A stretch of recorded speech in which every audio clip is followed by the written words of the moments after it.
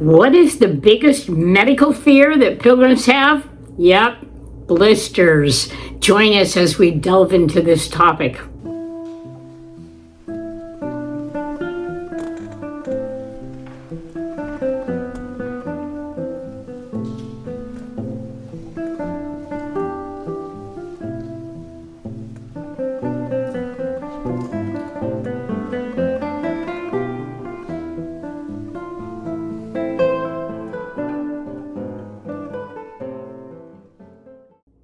If you chat with fellow pilgrims on the Camino, you'll quickly find that blisters are a shared experience for almost everyone.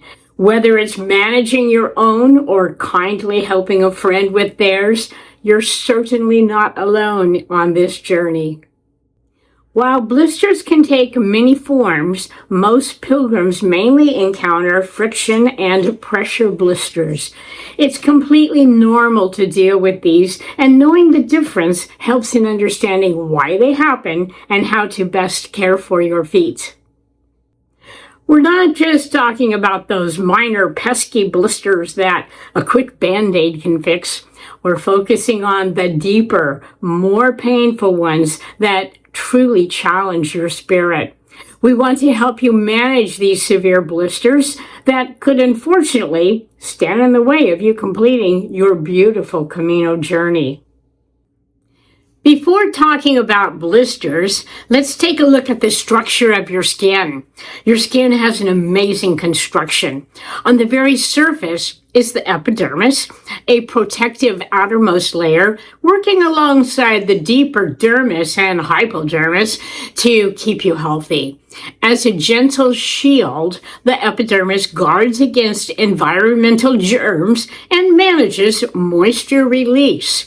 Although it lacks its own blood supply, absorbing oxygen directly from the air, every layer is dedicated to balancing water and sodium levels to keep your skin healthy. Think of your skin as a gentle but resilient guardian.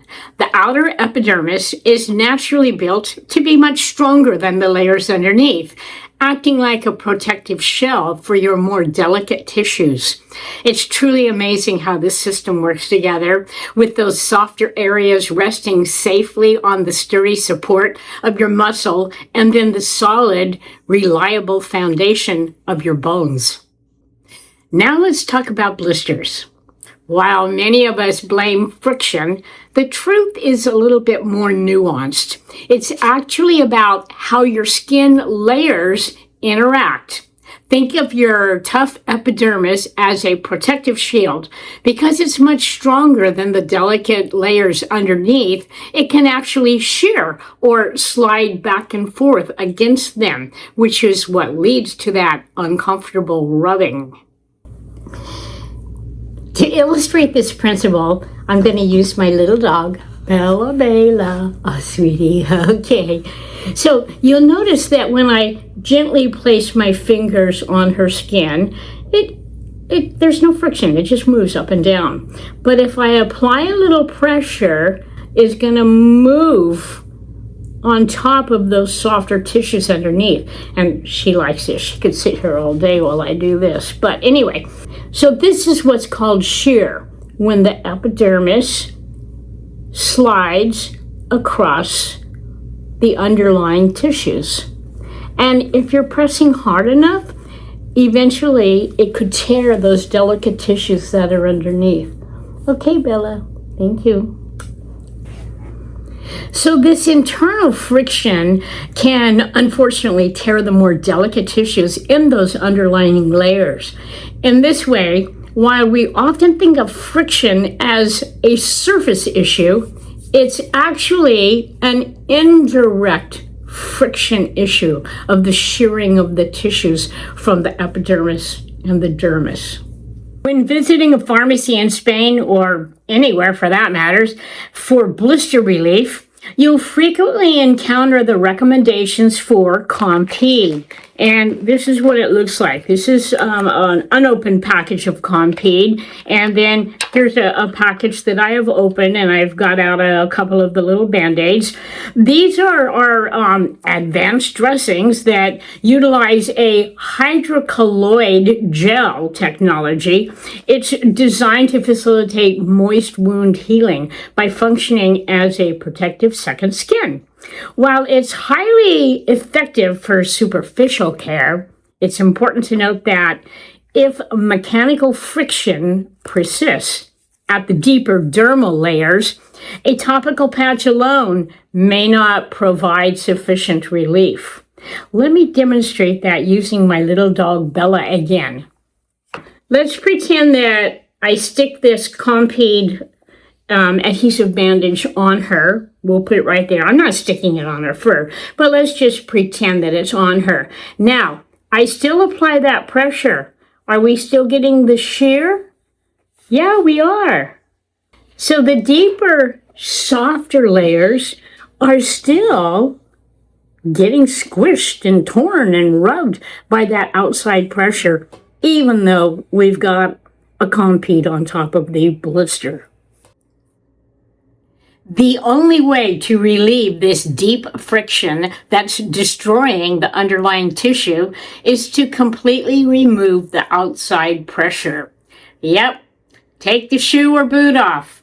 Find something else like sandals or Crocs to wear until the area heals. Use the Compeed on the blister area to protect it while it's healing, but take the boot or the shoe off. Next, let's talk about pressure blisters, which occur on either the balls of the feet or the bottoms of the heels or the soles of your feet.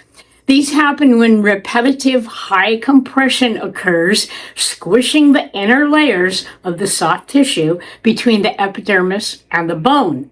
In other words, coming down hard on the ball of your feet or the heels over and over again. The same tissue breakdown occurs as in the previous situation, but it's caused by a compression friction rather than shear friction.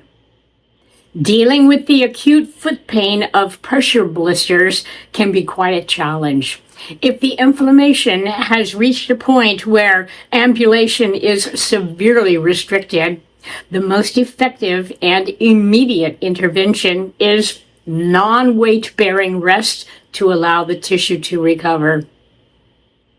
As always, proactive prevention is your best strategy. At the first sign of discomfort, it's important to reassess your footwear. Consider transitioning to footwear with enhanced shock-absorbing properties or incorporating an orthotic insert to increase the mechanical cushioning during the gait cycle. I have a dear friend named Antonio who lives in beautiful Pontevedra, which is on the upper part of the Camino Portuguese. Having retired from education and tourism, he's now a devoted Camino enthusiast who loves spending his afternoons at the local albergue, sharing stories and warmth with passing pilgrims.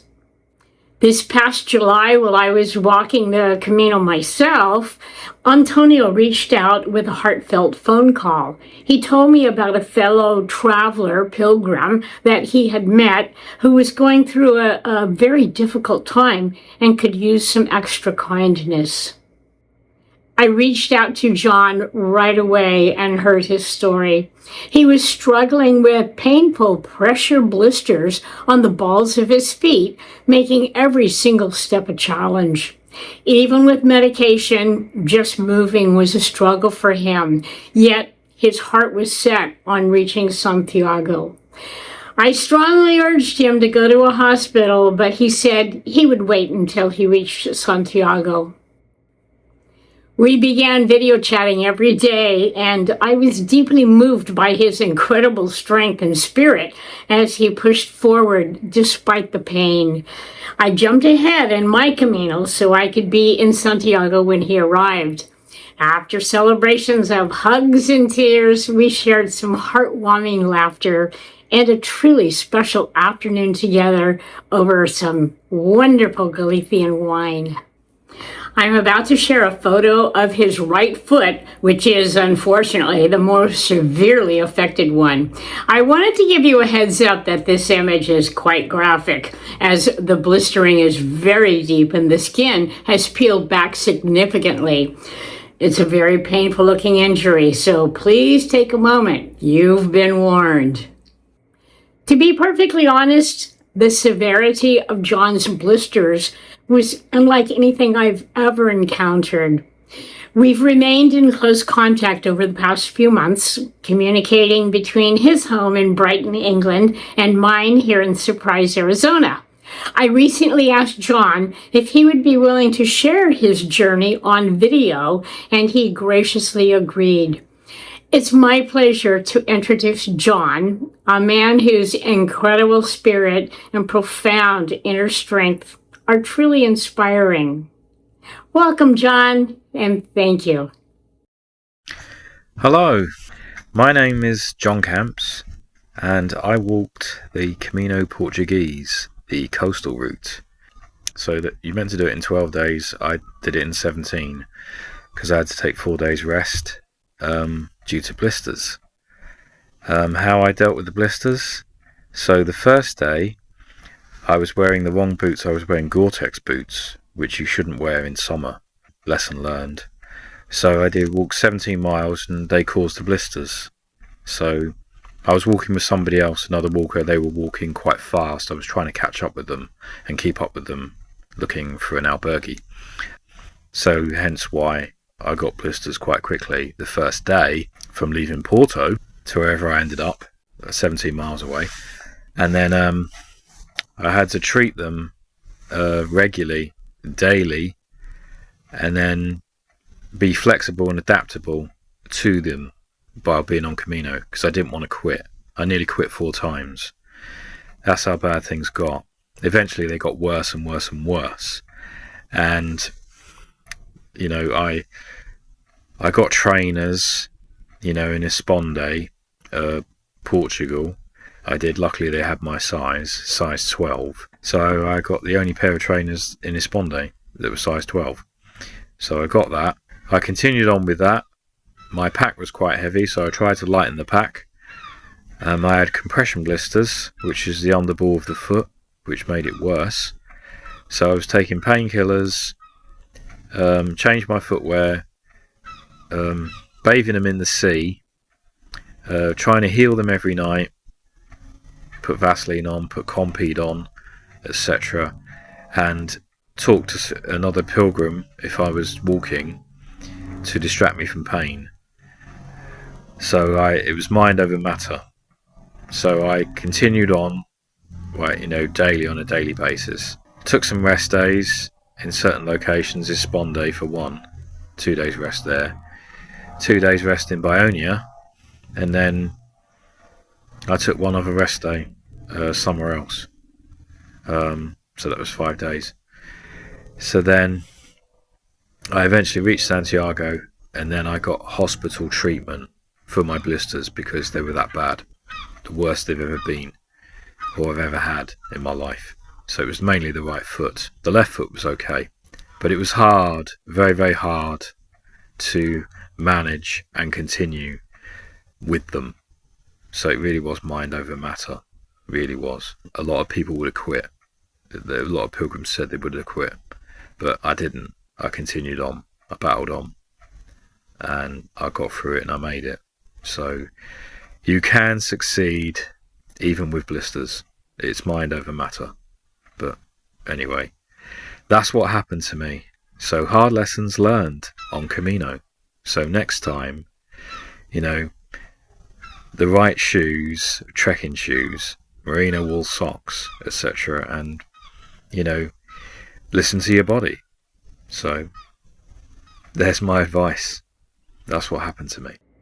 Thank you for taking the time to share with us, John. I really appreciate how you captured the essence of the lesson with Listen to your body. It's so important to be kind to yourself. As soon as you feel even the slightest hint of a hot spot, take a moment to stop and care for it right away. It's music time. If you've been hanging out with me in these videos for a while, you know I just can't resist a grand finale that hits just the right note for our topic. This one was a real brain scratcher. I mean, Blisters and music? Yeah, it was a tough one. But after much deliberation, here's the selection I have arranged for this video. But first, it needs some explanation. For any aspiring or established operatic tenor, one particular aria serves as the undisputed crown jewel of the repertoire, Giacomo Puccini's Nessun Dorma, from the final act of Taranto. Translated from Italian, it famously declares, "None shall sleep." While Puccini intended to convey a high-stakes vigil of a romantic pursuit, I find it serves as an equally apt description for the experience of walking a Camino with severe blisters. Indeed, when your feet are staged for a tragedy of their own, you'll find that you shall not sleep. Though perhaps a slight artistic stretch, you get the point, I'm sure. Please enjoy my arrangement of this famous tenor aria.